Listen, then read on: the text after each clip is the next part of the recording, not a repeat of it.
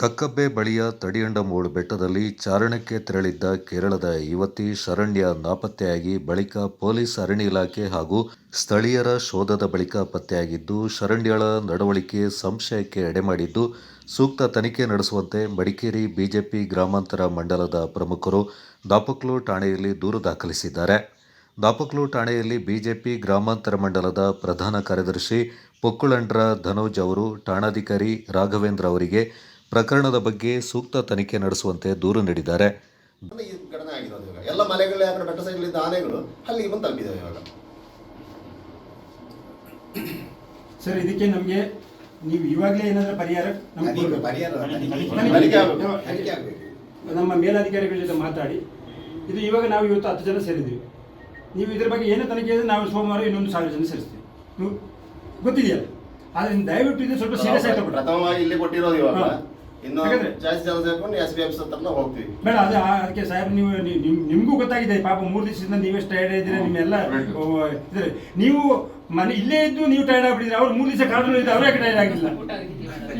ದೂರು ನೀಡಿದ ಬಳಿಕ ಮಾಧ್ಯಮದೊಂದಿಗೆ ಪೊಕ್ಕುಳಂಡ್ರ ಧನೋಜ್ ಮಾತನಾಡಿ, ಕಳೆದ ಏಪ್ರಿಲ್ 2ರಂದು ತಡಿಯಂಡಮೋಳ್ ಬೆಟ್ಟಕ್ಕೆ ಚಾರಣಕ್ಕೆ ತೆರಳಿದ್ದ ಕೇರಳದ ಶರಣ್ಯ ಎಂಬ ಯುವತಿ ನಾಪತ್ತೆಯಾಗಿದ್ಲು. 4ನೇ ದಿನ ಪತ್ತೆಯಾದ ಶರಣ್ಯಳ ನಡವಳಿಕೆಯಿಂದ ಸಂಶಯ ವ್ಯಕ್ತವಾಗಿದೆ. ಇದರಲ್ಲಿ ಕಾಣದ ಕೈಗಳ ಕೈವಾಡವಿದೆ ಎಂದು ಆರೋಪಿಸಿರುವ ಧನೋಜ್, ದಟ್ಟಾರಣ್ಯದಲ್ಲಿ ಆಹಾರವಿಲ್ಲದೆ ಯಾವುದೇ ಕಾರಣಕ್ಕೂ 4 ದಿನಗಳ ಕಾಲ ಇರಲು ಸಾಧ್ಯವಿಲ್ಲ. ಎಲ್ಲ ಭಾಗಗಳಲ್ಲೂ ನಕ್ಸಲ್ ಚಟುವಟಿಕೆ ಕಾರ್ಯಗಳು ನಡೀತಾ ಇದ್ದು, ಈ ಪ್ರಕರಣ ಮತ್ತಷ್ಟು ಸಂಶಯಕ್ಕೆ ಎಡೆಮಾಡಿಕೊಟ್ಟಿದೆ. ಇದರಿಂದ ಪೊಲೀಸ್ ಇಲಾಖೆ ಸೂಕ್ತ ತನಿಖೆಯನ್ನು ನಡೆಸಿ ಜನರಿಗೆ ಇದರ ಸತ್ಯಾಸತ್ಯತೆಯನ್ನು ತಿಳಿಸಬೇಕೆಂದು ಒತ್ತಾಯಿಸಿದರು. ನಾವಿಲ್ಲಿ ಇವತ್ತು ಏನು ಅಂತ ಹೇಳಿದ್ರೆ, ನಾವು ಕೊಡಗು ಜಿಲ್ಲಾ ಭಾರತೀಯ ಗ್ರಾಮಾಂತರ ಮಂಡಲ ಸೇರಿಕೊಂಡಿದೆ ಅಂತ ಹೇಳಿದ್ರೆ, ಮೊನ್ನೆ ದಿವಸ ಈ ತಡಿಯಂಡಮೋಳ್ ಶರಣ್ಯ ಎಂಬ ಯುವತಿ ನಾಪತ್ತೆಯಾದ ಸಂದರ್ಭದಲ್ಲಿ ಅವಳ ಸತತವಾಗಿ 2-3 ದಿವಸ ಹುಡುಕಿದ ನಂತರ ದಿವಸದಲ್ಲಿ ಸಿಕ್ಕಿದ ಮೇರೆಗೆ ನಮಗೆ ಅನುಮಾನ ಕಾಡಿತ್ತು. ಅವಳು ಯಾವ ರೀತಿಯಲ್ಲಿ ಬಂದಿದ್ದು, ಯಾವ ಉದ್ದೇಶಕ್ಕಾಗಿ ಆ ಥರ ಆಗಿರೋದು ಅಂತ. ಅವಳು ಮಿಸ್ಸಿಂಗ್ ಆಗಿರೋದು ಏನಲ್ಲ, ಇದರಲ್ಲಿ ಏನೊಂದು ಕಾಣದ ಕೈವಾಡದ ಸಂಶಯ ನಮಗಿದೆ. ಯಾಕೆಂತ ಹೇಳಿದ್ರೆ, ಅವರ 1 ದಿವಸ 2 ದಿವಸ ಕಳೆದು ಅವರ ಫ್ಯಾಮಿಲಿ ತಿಳಿಸಿದಾಗ ಅವರ ಅಣ್ಣ ಬಂದೊಂದು ಸ್ಟೇಟ್ಮೆಂಟ್ ಕೊಡ್ತಾನೆ, ಅವಳು 4-5 ದಿವಸ ಹಾಗೆ ಫುಡ್ ಇಲ್ಲದೆ ಇರ್ತಾಳೆ ಅಂತ. ಆ ದಟ್ಟ ಅರಣ್ಯದಲ್ಲಿ ಯಾರಿಗೂ ಕೂಡ ಅಲ್ಲಿ ಇರಲಿಕ್ಕೆ ಸಾಧ್ಯತೆ ಇಲ್ಲ. ಅದು ಅಂಥ ಅರಣ್ಯ ಪ್ರದೇಶ, ನಮಗೆ ಗೊತ್ತಿದೆ. ನಾವು ಎಷ್ಟೋ ಬಾರಿ ಅಲ್ಲಿಗೆ ಹೋಗಿ ಬರ್ತಾ ಇರ್ತೀವಿ.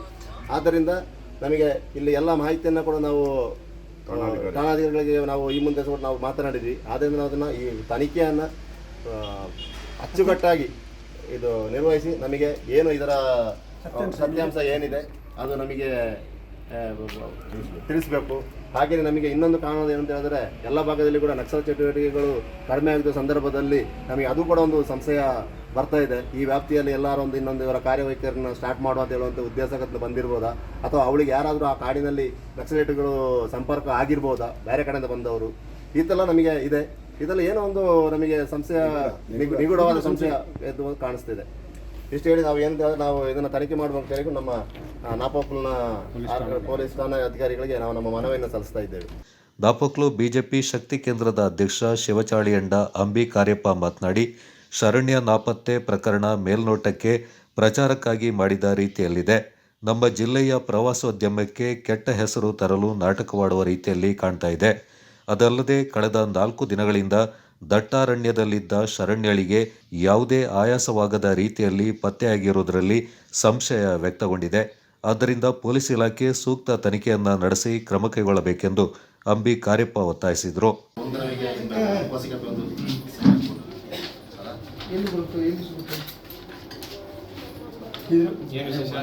ಸರ್, ನಿಮಗೆ ಗೊತ್ತಿದೆಯಲ್ಲ ಶರಣ್ಯ ಅವ್ರ ಕೇಸು.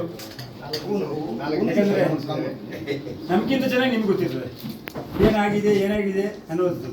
ಇದರಲ್ಲಿ ಒಂದು 100% ಯಾವುದೋ ಒಂದು ಕಾರಣದ ಕೈದ ಒಂದು ಷಡ್ಯಂತ್ರ ಇದ್ದೇ ಇದೆ.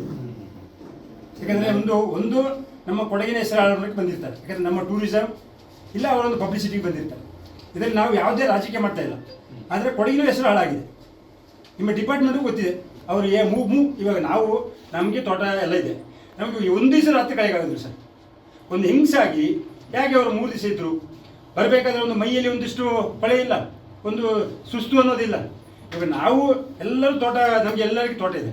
ನಮಗೆ ಒಂದು ರಾತ್ರಿ ಕಳೆಯೋಕ್ಕಾಗೋದಿಲ್ಲ. ಅವರು ಹೊರಗಿಂದ ಬಂದವರು ಟ್ರಕ್ಕಿಂಗ್ ಅಂತ ಹೇಳುವಂಥ ಅಷ್ಟು 22, 23 ವರ್ಷ 32, 33 ವರ್ಷದ ಹೆಂಚು ಯಾಕೆ ಅಷ್ಟು ಸುಲಭದಲ್ಲಿ ಭಾಳ ಫ್ರೆಶ್ ಆಗಿದ್ದಾರೆ, ನೋಡೋಕ್ಕೆ ಏನೂ ಆಗಿಲ್ಲ ಅನ್ನುವಂಥ ಸ್ಥಿತಿಯಲ್ಲಿದ್ದಾರೆ. ಇದರಲ್ಲಿ ಯಾವುದೋ ಒಂದು ಕಾಣದ ಕೈ, ಇದೋ ಒಂದು ಕೈವಾಡೆ ಇದ್ದೇ ಇದೆ ಅಂತೇಳಿ ನಮ್ಮದೊಂದು ಇದೆ. ಅದಕ್ಕೆ ಇವಾಗ ನಾನು ಹೇಳ್ತಾ ಇರೋದು ಸರ್, ಇವಾಗ 4 ದಿವಸ ಅವ್ರು ಹೊರಗೆ ಬಂದು ಅವ್ರನ್ನ ಏನಾದರೂ ಒಂದು ಮೆಡಿಕಲ್ ಟೆಸ್ಟ್ ಮಾಡ್ಬೋದಿತ್ತಲ್ಲ, ಅದರಲ್ಲಿ ಏನಾದರೂ ರಿಪೋರ್ಟ್ ಇದೆಯಾ, ಅಲ್ಲಿ ಏನಾದರೂ ಬೇರೆ ಗಾಂಜನ ನಮಗೆ ಸ್ವಲ್ಪ ಡೌಟ್ ಇದೆ, ಅದನ್ನು ನಮಗೆ ಕ್ಲಿಯರ್ ಮಾಡಿಕೊಡ್ಬೇಕು. ಇದರಲ್ಲಿ ಯಾವುದೇ ರಾಜಕೀಯ ಪ್ರೇರಿತವಲ್ಲ.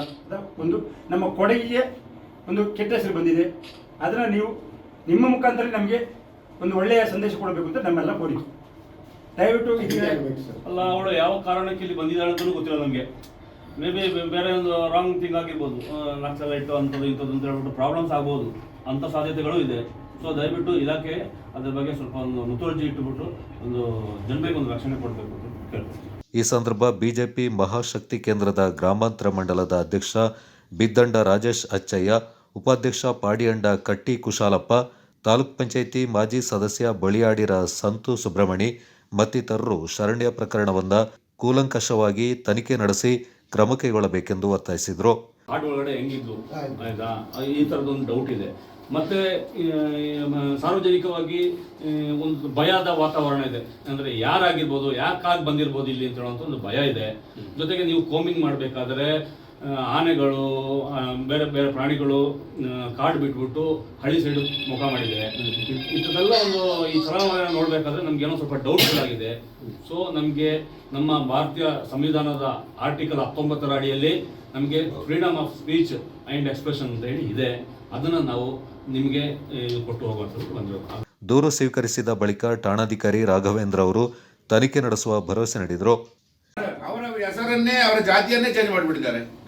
ಅವರೆಲ್ಲ ಅಡಿಯ ಜನಾಂಗದವರು, ಅವರು ಬೇಸರ ಪಡ್ತಾ ಇದ್ದಾರೆ. ನಮ್ದು ಹೆಸರೇ ಇಲ್ಲ. ಇಲ್ಲ ಹೆಸರಿಲ್ಲ. ಅವ್ರನ್ನ ನಾನು ಹೇಳಿದ್ದೀನಿ ಕೇಳಿ, ಯಾಕಂದ್ರೆ ಅವ್ರನ್ನ ಕಳಿಸಿರೋದು ನಾವು ನಮ್ಮ ನೇತೃತ್ವದಲ್ಲಿ ನಾವೇ ಕಳಿಸಿರೋದು. ಬಂದ ತಕ್ಷಣನೇ ಅವರಿಗೆ ಅವ್ರ ಜೊತೆ ಮಾತಾಡಿಸಿ ಅವ್ರಿಗೆ ಜೊತೆನೆ ಪ್ರೆಸ್ ಮೀಟ್ ಮಾಡಿಸ್ಬೇಕು ನಾನು.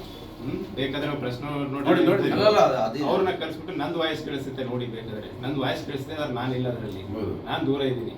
ಅವ್ರ ಜೊತೆ ಇವ್ರು ಕರ್ಕೊಂಡ್ ಬಂದಿರೋದು, ಇವ್ರ ಜೊತೆ ಮಾತಾಡಿಸಿ ಇವ್ರಿಗೆ ಕೇಳಿ ಏನಾಯ್ತು ಇನ್ಸಿಡೆಂಟ್ ಅಂತ ಅವರೇ ಮಾತಾಡಿರೋದಲ್ಲಿ ಎಲ್ಲಾನು ವಿಚಾರ ಮಾಡ್ತಾರೆ. ನಾನೇನು ಮಾತಾಡಿಲ್ಲ, ಯಾಕಂದ್ರೆ ನನ್ಗೆ ಗೊತ್ತಿಲ್ಲ ಅಲ್ಲಿ ಹೋಗಿ ಕರ್ಕೊಂಡ್ ಬಂದಿರೋರು ಇವರು. ಆ ಹುಡುಗರನ್ನ ಕೂಡ ತನಿಖೆ ಮಾಡ್ಬೇಕು ಸರ್. ಯಾಕೆ ಗೊತ್ತುಂಟ, ಅವರು ಕೂಡ ಫ್ರೆಶ್ ಆಗಿದ್ರು. ಒಂದು ಚೂರು ಬೆಟ್ಟ ಇಳಿದ ಅವಳು ಅಷ್ಟು ದೂರದಲ್ಲಿ ಇರುವ ಸಾಧ್ಯತೆ ಇದ್ದವರು 4 ದಿನ ಮಧ್ಯಾಹ್ನ ಹೆಂಗ್ ಸಿಕ್ತು ಅಂತ ಹೇಳೋದೇ ದೊಡ್ಡ ಕ್ವಶನ್. ಅವರು 3 ದಿವಸನೂ ನಮ್ದು ಚಲನವಲನ ನೋಡಿದ್ದಾರೆ ಅಂತ ಆಗ್ತದೆ. ದೂರದಲ್ಲಿ ಹೋಗಿಲ್ಲ ಅವಳು, ಸಿಕ್ಕಿಲ್ಲ, ಡ್ರೋನಿಗೆ ಸಿಕ್ಕಿಲ್ಲ. ಯಾವ್ದು ಮನೆಗೆ ಹೋಗಿದಾರ, ಪಾಂಡನ ಮನೆ ಕೊಟ್ಟಿದ್ರು ಅದೇ ಜಾಗಕ್ಕೆ ಯಾವಕಪಾಡಿ ಟ್ರೈಬ್ಸ್ ಇವರು ಹೋಗಿದಾರಲ್ಲ ಒಂದ್ ದಿವಸ ಮೊದಲು. ಇಲ್ಲ, ಅದೇನಂದ್ರೆ ಹೇಗಿತ್ತು ಅಂತಂದ್ರೆ ನಾವು ಅಲ್ಲೇ ಇದ್ವಲ್ಲ, ಡೈಲಿ ಮಾಡ್ತೀವಿ, ವರ್ಕ್ ಮಾಡ್ತೀವಿ. ನಾವು ಬರೀ ನೋಡ್ತಿರೋದಿಲ್ಲ ಅಂತಂದ್ರೆ ಅದು ಬೆಟ್ಟ ಸುತ್ತಮುತ್ತ ಅಷ್ಟೇ ನೋಡ್ತಿದ್ವಿ ನಾವು. ಬೆಟ್ಟ ಏನಿದೆಲ್ಲ ಬಾಡಿನಲ್ಲಿ ಬಿದ್ದಿರ್ಬೋದು, ಡೆತ್ ಆಗಿರ್ಬೋದು ಅನ್ಕೊಂಡು ನಾವು ಬರೀ ಬೆಟ್ಟ ಸುತ್ತಮುತ್ತ ಹುಡ್ಕಿರ್ತೀವಿ. ಅಲ್ಲಿ ಒಂದಿಷ್ಟು ಸ್ಟೀಪ್ ಇದಾವೆ, ಒಂದಿಷ್ಟು ಸ್ಲೋಪ್ ಇದಾವೆ. ಆ ಕಡೆ ಬೆಟ್ಟ ಸುತ್ತಮುತ್ತ ಮಾತ್ರ ಹುಡ್ಕಾಡ್ತಿದ್ವಿ. ಅದ್ರ ಈ ಕಡೆ ಮುಂದೆ ಬರಲಿಲ್ಲ ನಾವು. ಯಾಕಡೆ ನಿಮ್ ಚೇಲಾವರದ ಕಡೆ ಆ ಕಡೆ ನಾವೇನ್ ಮಾಡಿದ್ವಿ, ಇಷ್ಟೆಲ್ಲ ಫಸ್ಟ್ ಮುಗಿಸ್ಬಿಟ್ಟು ಆಮೇಲೆ ಆ ಕಡೆ ಹೋಗೋಣ ಅಂತ. ಇದೆಲ್ಲ ಮುಗೀತು. ಇದೆಲ್ಲ ಮುಗಿದಾದ್ಮೇಲೆ ಮತ್ತೆ ನೆಕ್ಸ್ಟ್ ಏನು ಅದ್ರ ಅಡ್ಜಸ್ಟೆಂಟ್ ಯಾವ್ಯಾವ ಫಾರೆಸ್ಟ್ ಅವೆಲ್ಲ ಅದಾದಂದ್ರೆ ನೆಕ್ಸ್ಟ್ ಏನಾಯ್ತು, ಒಂದು ಬಾರ್ಡ್ರು ನಮ್ಮ RPS ಆಗೋದು ಆ ಕಡೆ ಕೇರಳ ಕಡೆನೂ ಹೋಯ್ತು. ಈಸಿ ಕಡೆ ಹಿಂದ್ಗಡೆಯಿಂದ ಡೌನ್ ಇಳ್ಬಿಟ್ಟು ಮಾಕುಟ ಹೋಗ್ಬಿಟ್ಟು ಆ ಕಡೆ ಹೋದ್ರು. ಒಂದೊಂದು ಮನ್ರೂಟಿಗೆ ಹೋಗ್ಬಿಟ್ಟು ಮನ್ರೂಟಿಂದ ಮತ್ತೆ ನಮ್ಮ ಮಾಕುಟಕ್ಕೆ ಬಂದರು. ಆ ಥರ ಮಾಡಿದ್ರು. ಈ ಕಡೆ ಏನಾಯ್ತು, ನಿನ್ನೆ ಈ ಕಡೆ ಕಳಿಸ್ಬಿಟ್ವಿ. ನಮ್ಮ ಚೇಲಾವರು ಈ ಕಡೆ ಎಲ್ಲ ಆ ಕಡೆ ನಿನ್ನೆ ಹೋಗಿರುತ್ತೆ. ನಿನ್ನೆ ಹೋದಾಗ ಆ ಕಡೆ ಸಿಗ್ತಿದ್ದಾರೆ. ಸರ್ ನಮಗೆ ಇವಾಗ ಇಲ್ಲಿ ಏನಂದ್ರೆ ಕೊಡಗು ಚಾನಲ್ ನ್ಯೂಸ್, ಜಕರಿಯಾ ನಾಪಕ್ಲೋ.